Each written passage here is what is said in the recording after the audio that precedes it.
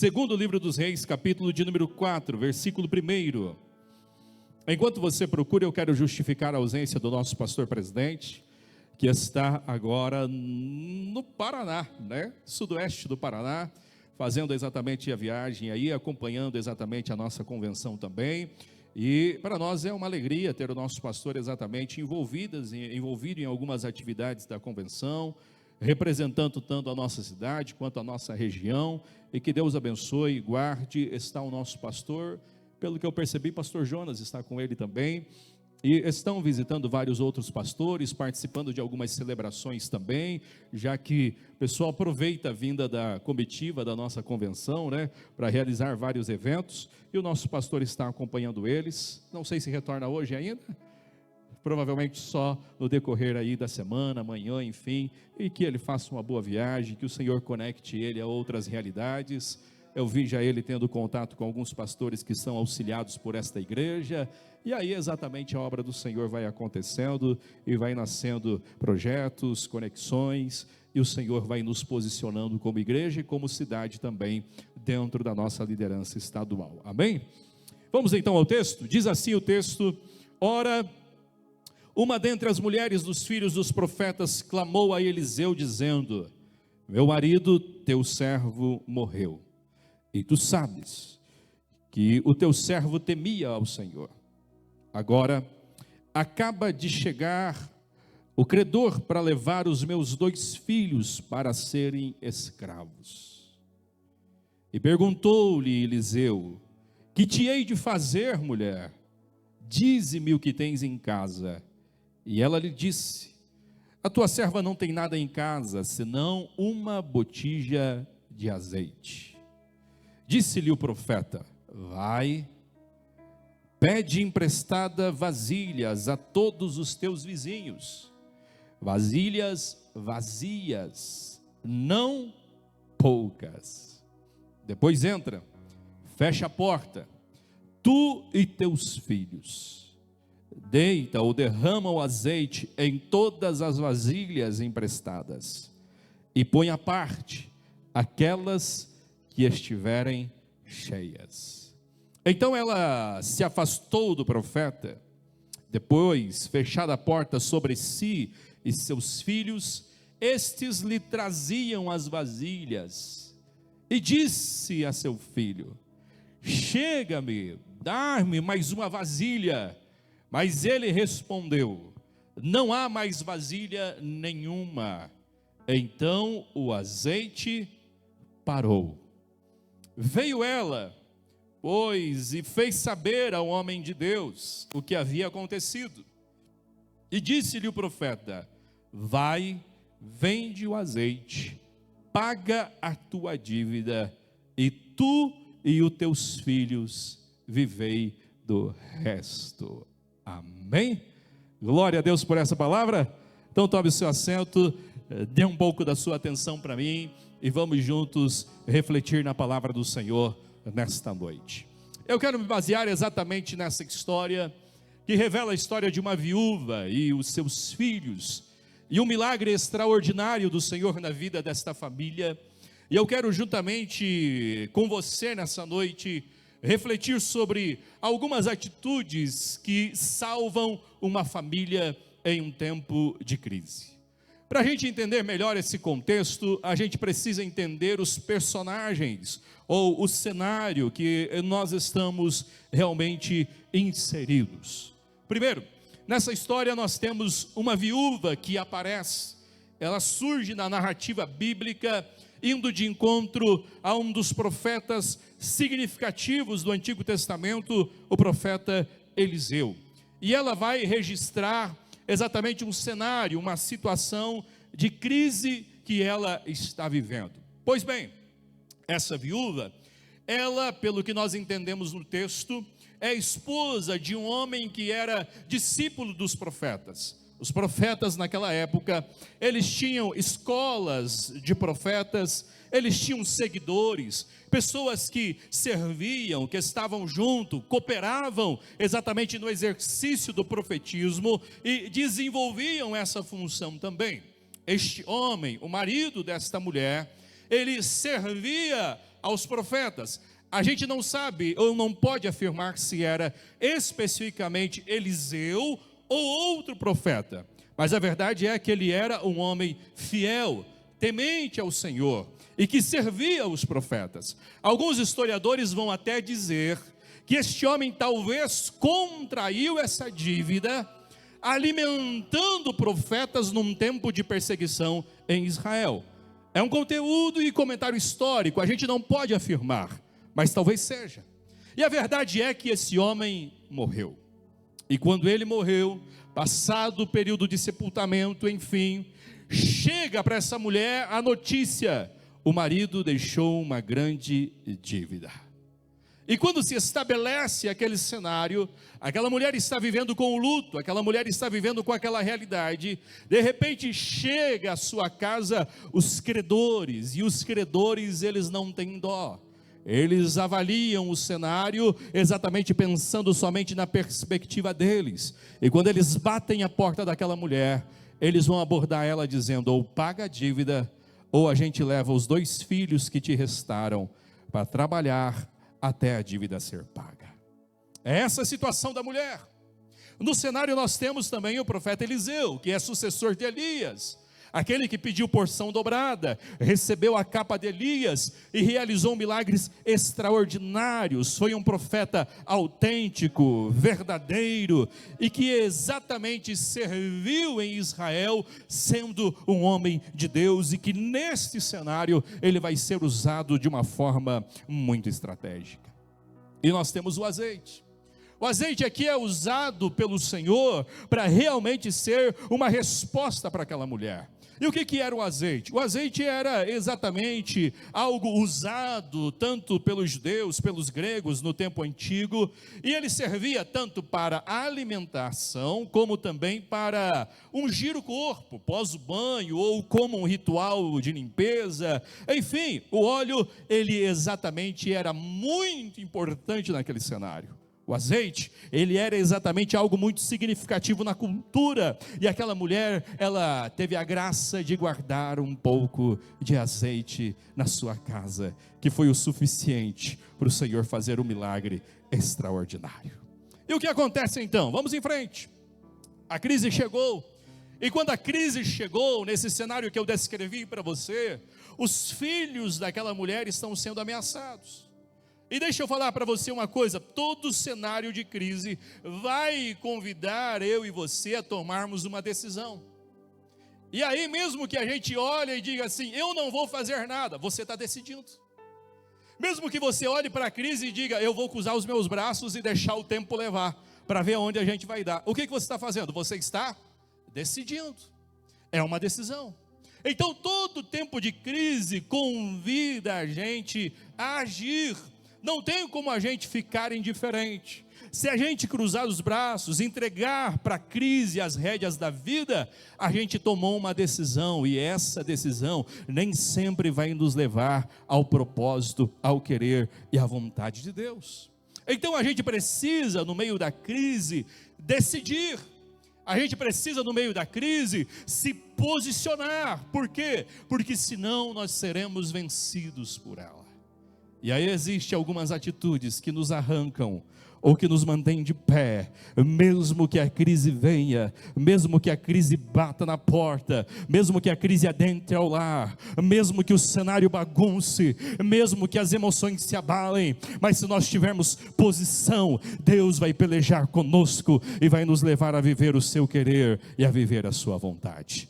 A crise chegou, mas ela pode chegar para nós também. A verdade é essa. Pode chegar para a sua família, pode chegar para a minha. E a crise é realmente uma fase difícil, aonde a evolução da gravidade dos problemas acontece. Os sentimentos são abalados, os fatos se complicam. É um período de desordem que nós estamos vivendo e que buscamos ardentemente por uma solução. Conflito, tensão, dificuldades estão presentes na hora da crise. E essa crise pode vir por diversas portas: a porta financeira, a porta conjugal, a crise das decisões, do que vamos fazer da nossa vida aqui 2, 3, 5 anos, 10 anos. Pode vir pelos filhos, um filho que vai para o caminho errado, um filho que fica doente, um filho que se perde na vida, enfim. Pode ser pelas emoções de alguém que se abate diante dos desafios da vida, pode ser pela doença que chega de repente, enfim, pode ser pelo luto. As crises na família chegam de diversas formas, mas quando elas chegarem, você precisa dar a resposta certa para que a vitória chegue na sua vida e a crise seja superada. E aí a gente vê essa mulher dando as respostas corretas para a crise e que exatamente vão levar ela a viver um milagre da parte do Senhor. E a primeira resposta, ou a primeira atitude que salva essa mulher de uma crise, é que ela enche o seu coração de fé. O cenário é um cenário de luto? Sim. O cenário é um cenário de crise? Sim. O cenário é um cenário onde aquela mulher poderia olhar e dizer: olha a situação que eu estou, olha a situação que eu estou vivendo, eu perdi o meu marido, eu perdi agora os meus filhos, porque eles estão sendo ameaçados de serem levados embora. De que adiantou o meu marido ser fiel ao Senhor, aos profetas? Ela poderia dar lugar à incredulidade. Ela poderia ser vencida pelo desespero, ela poderia muito bem se trancar juntamente dos seus filhos e dizer: a gente só sai daqui a partir do momento que tirarem a nossa vida. Ela poderia simplesmente pegar o desespero, botar uma mochila nas costas, saber lá eu, e sair percorrendo sem rumo, fugindo dos seus inimigos, ou melhor dizendo, dos seus credores. Mas sabe o que aquela mulher fez? Um dia, eu não sei se pela manhã, pela tarde ou que horário foi, mas ela colocou o pé para fora da porta, não no caminho do desespero, não no caminho do abandono, não no caminho da fuga. Ela colocou o pé para fora, cheia de fé e de ousadia. Eu vou bater na porta do profeta, porque aquele homem tem uma resposta de Deus para a minha vida. Aquela mulher se nega, e isso aqui me impacta, porque aquela mulher se nega a pegar o caminho do desespero. Aquela mulher se nega a pegar o caminho da fuga. Aquela mulher se nega a trilhar pelo caminho da incredulidade. Ela olha para tudo que ela está vivendo e ela diz: isso não vai sepultar a minha fé. Eu sei aonde tem resposta de Deus para a minha vida. Eu vou lá acessar o meu milagre. Eu vou lá acessar a minha providência. Eu vou lá viver o que Deus tem para a minha vida. Sim, Eliseu era um homem de Deus e foi homem de Deus para a vida dela. Só que o milagre daquela mulher começa não no profeta Eliseu.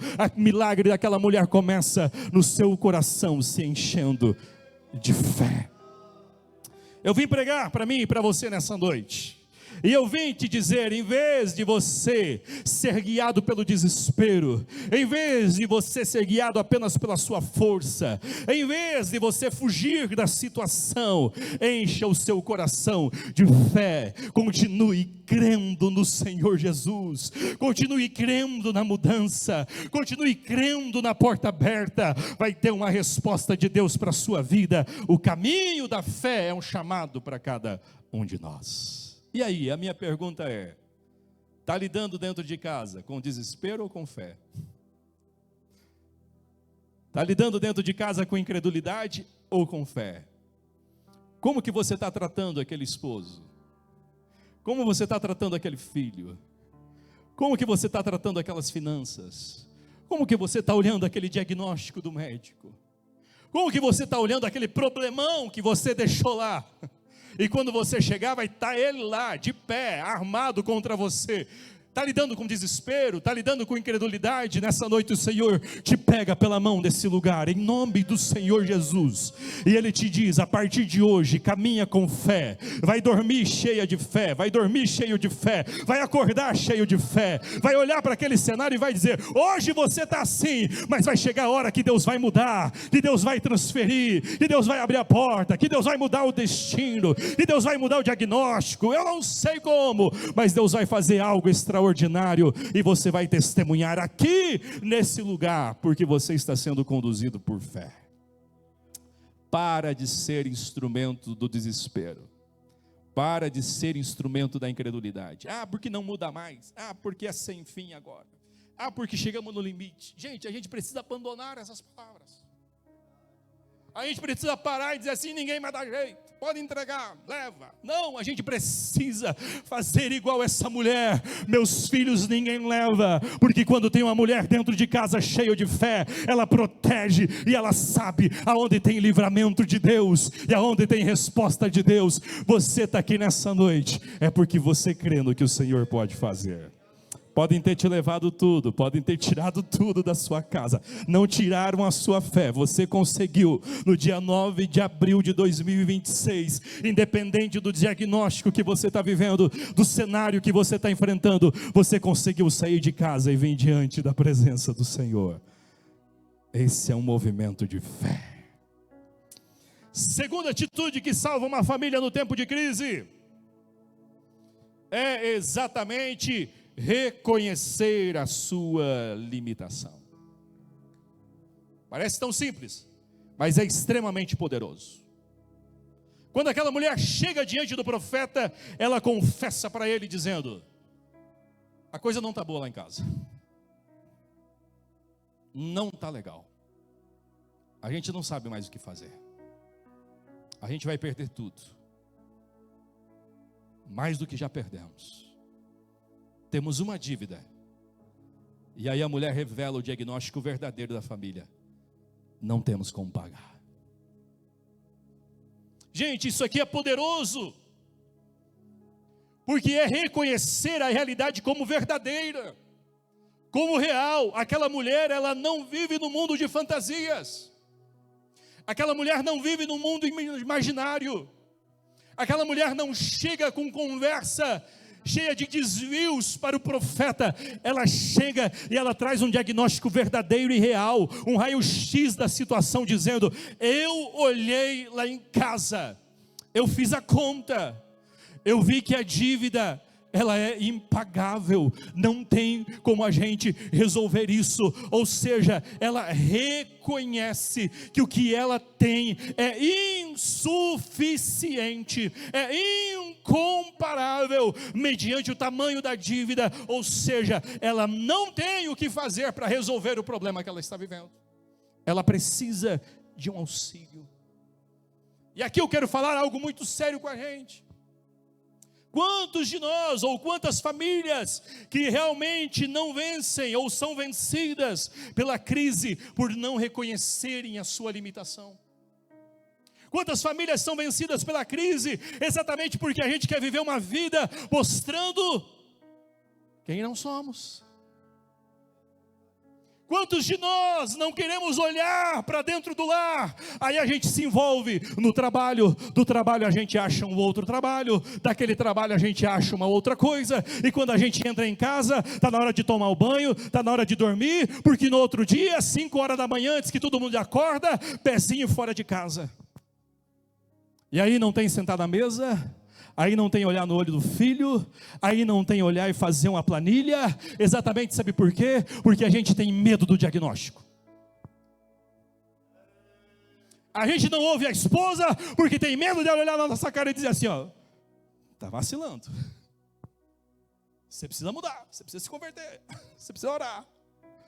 Aí a gente foge, aí a gente corre, aí a gente anda para lá e para cá, uma agenda superlotada. Mas essa noite o Senhor está dizendo: você precisa entrar dentro da sua casa, revirar todos os cômodos, revirar os corações que estão presentes dentro desse lar, e ver o que tem lá dentro, que é real, que é verdadeiro, e que precisa ser mudado através de uma atitude sua, para que essa crise seja estancada e você viva uma vida de vitória. Aquela mulher olha para o profeta e diz: eu fiz essa análise, e eu estou aqui diante de ti procurando ajuda, porque eu quero uma mudança dentro do meu lar. Receba a graça de Deus nessa noite. Receba a coragem do Senhor nessa noite. Receba paz no Espírito nessa noite, para chegar em casa e fazer as análises que a sua família precisa que sejam feitas, para não ter medo de olhar para realidades que estão dentro da sua casa e dizer: eu vou encarar isso aqui, é coisa que eu não dou conta, é coisa que eu não sei resolver e não sei como é que vamos tratar, mas eu vou parar de passar pano quente, eu vou parar de travar, ou melhor dizendo, de tapar o sol com a peneira, eu vou olhar com olhos verdadeiros, eu vou ouvir um filho, eu vou ouvir uma esposa, eu vou ouvir um marido, eu vou ouvir uma sogra, um sogro, alguém que precisa abrir o coração, para que a gente resolva e para que a gente avance, em nome de Jesus. Você sabe aquilo que você tem negado o olhar dentro de casa, porque não quer se incomodar, porque não quer tratar, porque não quer ver, e aí o problema fica lá. Sabe aquele negócio que a gente passa de longe assim, ó, quer nem ver? Receba a graça do Senhor Jesus nessa noite, receba a graça do Senhor Jesus nessa noite, para olhar e para dizer: é verdade, é a minha família, é a minha casa, mas tem um ponto final, porque eu vou me posicionar, e o nome do Senhor Jesus vai ser glorificado. Eu vou tratar, eu vou olhar, eu vou pedir ajuda, e eu vou em frente, porque o nome do Senhor Jesus precisa ser testemunhado dentro dessa família. Não tenha medo dos diagnósticos dentro da sua casa. Se precisar buscar um médico, vai. Se precisar buscar um psicólogo, vá. Se precisar vir aqui no gabinete pastoral, venha. Se precisar reunir 2, 3 irmãos firme na fé e dizer: vamos orar comigo, vamos jejuar comigo, chame. Isso é a mesma atitude que aquela mulher teve. Ela se agarrou exatamente com o profeta e disse: a análise do que eu fiz lá em casa não é boa, mas eu vim aqui com o diagnóstico verdadeiro, porque eu creio que Deus pode mudar essa realidade. Sair daqui nessa noite crendo que, se você olhar para essa realidade que você tem fugido, Deus vai te dar graça para resolver, e o milagre vai acontecer pelo poder do nome dele. Amém? Vai ter restauração, vai ter quebrantamento, vai ter conversão, vai ter confissão, vai ter arrependimento, vai ter abraço, vai ter amor, vai ter vigor, vai ter uma família vibrante na presença do Senhor, mesmo que você tenha que enfrentar realidades desafiadoras, mas é porque você está olhando para o problema e não está tapando ele. Amém? Terceira atitude, vamos lá, para a gente concluir, é se envolver. Irmãos, se tem uma coisa que eu e você gostamos, é de cortar a volta de problema, né? O problema está vindo lá, a gente sai por aqui, ó. Já abre essa porta lateral aqui e ninguém mais me pega. É ou não é?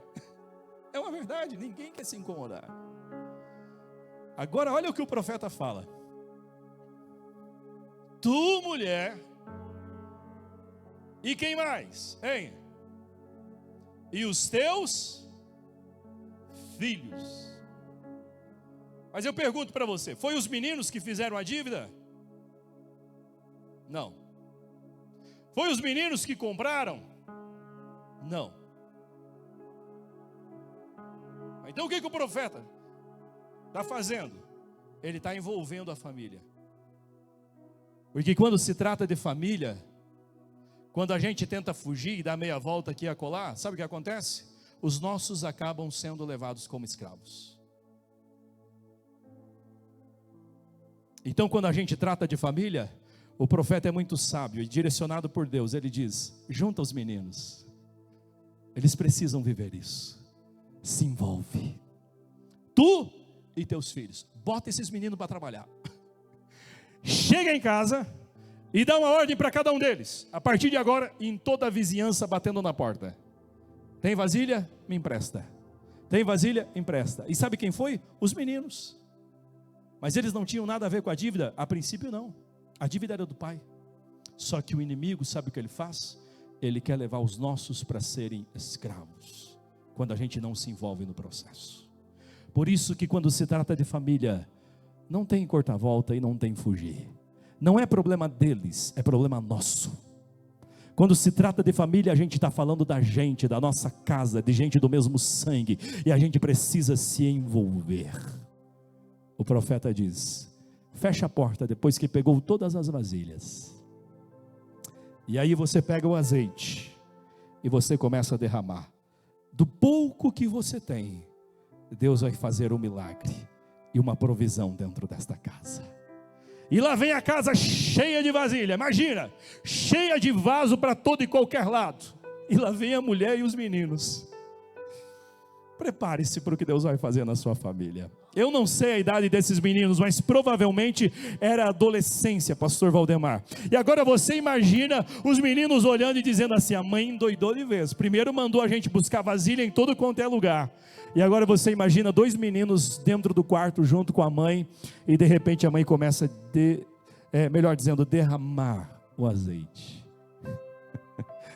E lá vai a primeira vasilha cheia, e os meninos com o olho arregalado. E lá vai a mãe para a segunda, e o olho arregalado. E lá vai a mãe para a terceira, o olho arregalado. E a mãe vai enchendo todas as vasilhas, e o azeite não se acaba. E de repente a mãe olha para um deles e diz: ei, me dá mais uma vasilha. E o menino responde: mãe, acabou todas as vasilhas, não tem mais nenhuma, todas foram cheias de azeite. O que eu aprendo aqui? Vou encerrar com vocês aqui então. Primeira coisa que eu aprendo aqui: primeiro, aqueles meninos e aquela família viu o milagre ser completo. Eles viram o milagre terminar e o milagre o milagre começar e o milagre terminar. Na verdade, eles viram desde o princípio.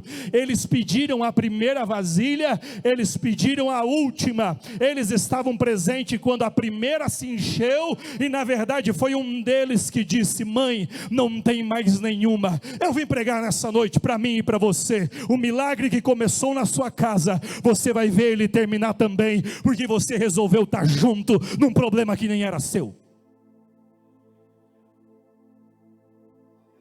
Está aqui orando por outros, está aqui pedindo por outros, está aqui chorando por outros. Então receba essa palavra em nome de Jesus. Vai ver começar e vai ver terminar, porque Deus não vai parar essa obra pelo metade, pelo começo. Ele vai levar até o final, e você vai dar o testemunho dizendo: eu vi o primeiro dia que Deus começou a agir na sua vida, e agora eu estou vendo que Deus fez completo. Sabe por quê? Quando a gente se envolve na família, a gente vê o que Deus está fazendo até o final. Segunda verdade: aqueles meninos foram livrados de serem escravos. Quando Deus fez um milagre na família, sabe quem mais foi abençoado? Eles.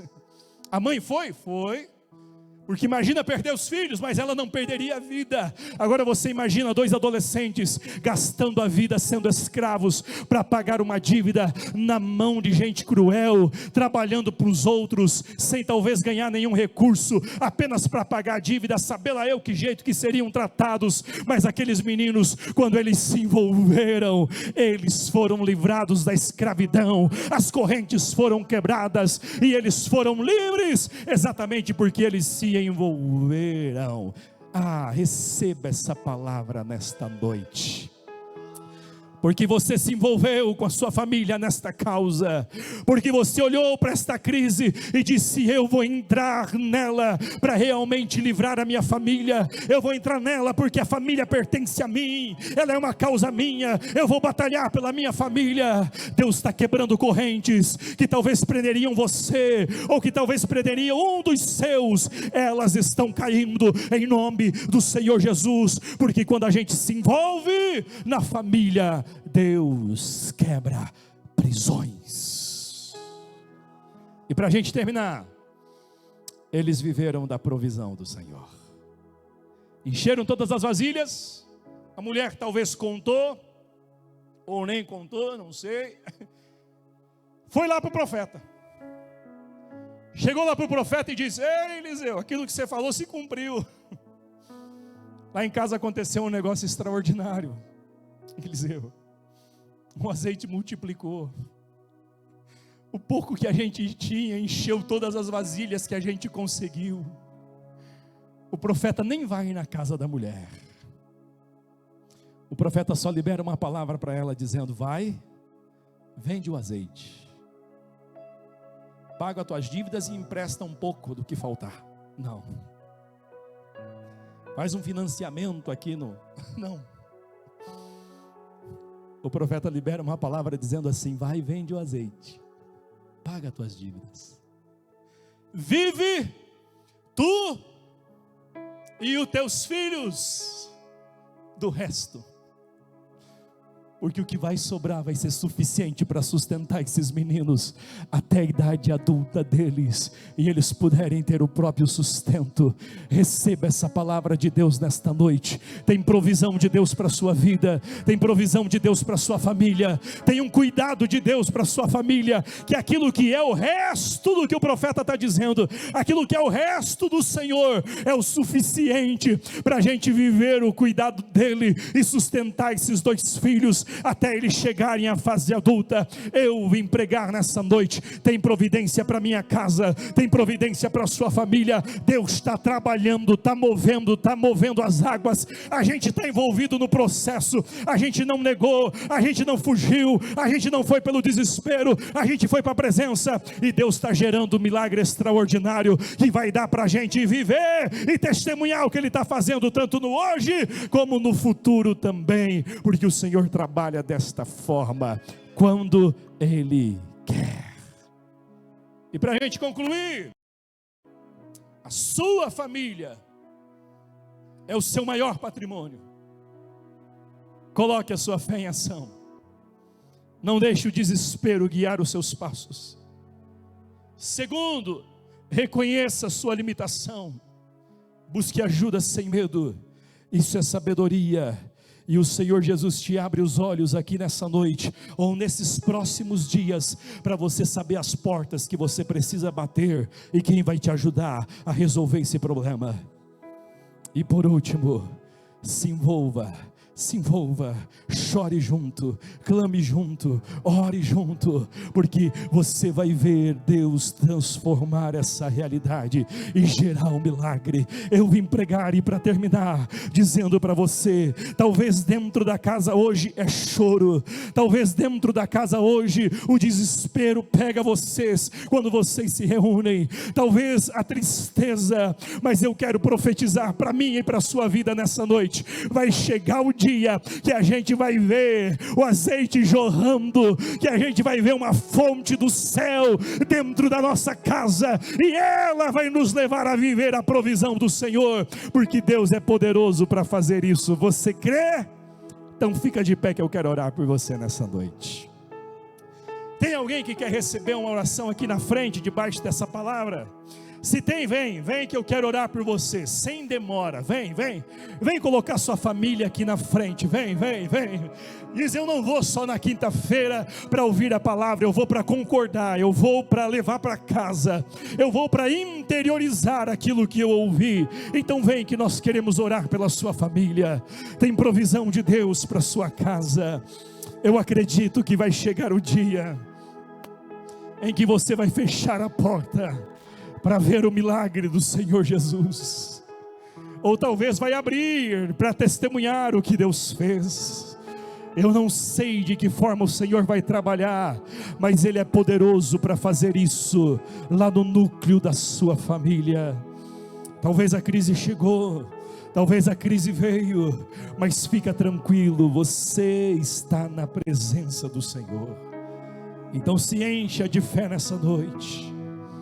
Então reconheça a limitação, procure ajuda, nem que seja orar um pouco mais apenas, mas faça, porque Deus está te chamando para se envolver e para viver um milagre extraordinário. Vamos orar pelos nossos irmãos.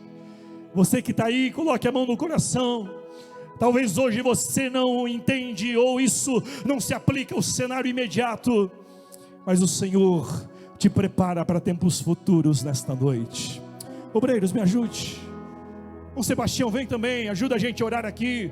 O Darcy, os presbíteros que aí estão, os obreiros. Vamos orar pela vida de cada irmão que está aqui à frente. Vamos abençoar eles, declarar uma provisão, declarar uma porta aberta, declarar uma resposta do céu.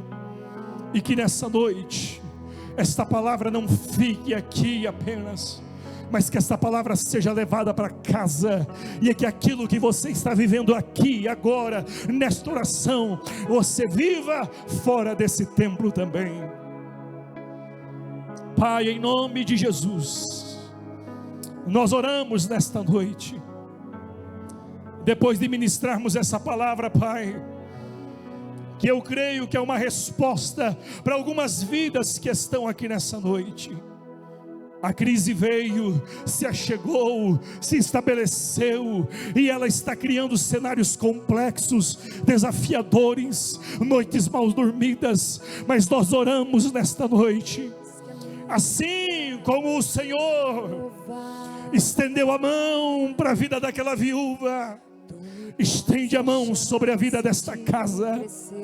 Assim como chegou o dia, Pai, em que eles se fecharam na casa e viram o sobrenatural descendo ali, um óleo, azeite que foi se multiplicando. Eu quero te pedir, Pai, envia uma provisão dentro desta casa.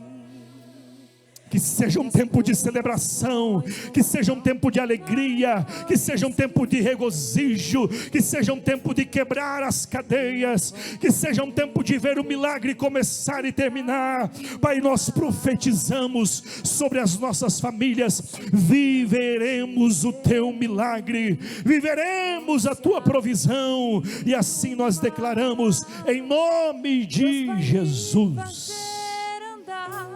Dá um abraço quem está do seu lado e diga: você será um canal de bênção para a sua família. Deus está te chamando para viver uma provisão dentro da sua casa. Vai passar esse tempo.